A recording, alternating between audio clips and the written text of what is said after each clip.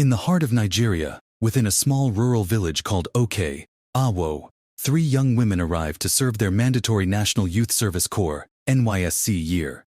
These women, Ada, Bola, and Zainab, came from different parts of the country, but they shared one thing in common: their vibrant personalities and unrelenting curiosity about life. They had heard stories about life in the villages and the mystique surrounding rural men, stories told in hushed tones back in the city. Among the many people in Oke-Awo, one man in particular caught their attention. His name was Akin.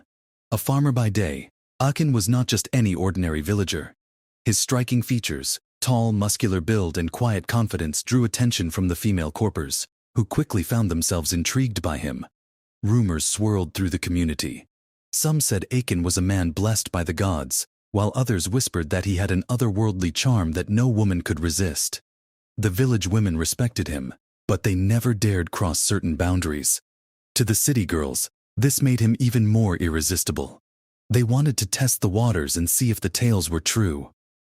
One evening, as the sun dipped behind the horizon, casting an amber glow over the village, Ada, Bola, and Zainab hatched a plan. They would invite Akin over for a meal in their rented house, a small bungalow on the edge of the village. They hoped their city sophistication and playful charm would lure him into an unforgettable night. Akin arrived, his strong hands carrying a basket of fresh fruits from his farm as a token of appreciation. They welcomed him with open arms, setting the table with a feast fit for a king. As the evening wore on, the atmosphere grew more intimate. Laughter filled the air as they flirted and exchanged stories, each woman vying for his attention. But Akin remained calm, his eyes reflecting something they couldn't quite place. After dinner, Ada made the first move, her hand grazing Akin's arm in a way that was unmistakable. Bola and Zainab followed suit, their advances becoming bolder. They teased him, testing his resolve, certain that they could break his stoic nature.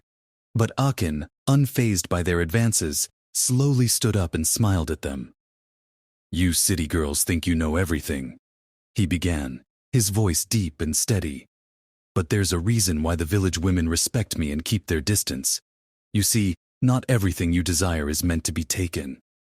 The air in the room suddenly felt thick, the playful mood turning into something more serious.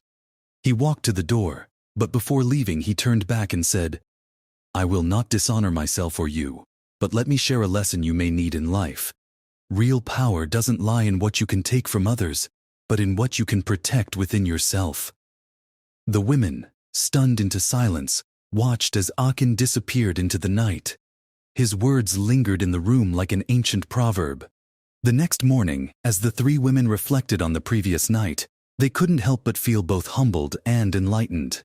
They realized that they had misjudged the village life, thinking it was simple and unsophisticated. But Akin had shown them that true strength wasn't always about giving in to desires or societal expectations. The story of Akin and the 3 Corpers soon became part of the village's lore.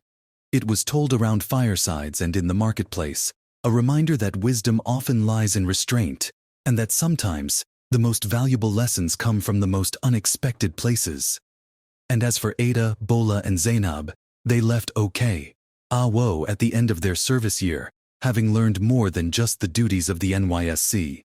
They carried with them a newfound respect for the quiet strength of men like Akin, and a deeper understanding of the true essence of manhood.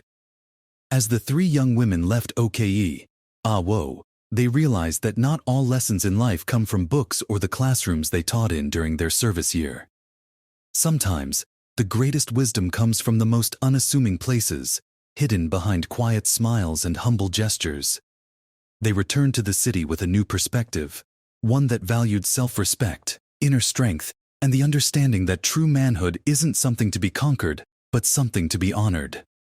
And so, the tale of Ada, Bola, Zainab, and Akin lives on in the village of Oke-Awo, passed down from generation to generation, a story of temptation, wisdom, and the kind of power that transcends desire.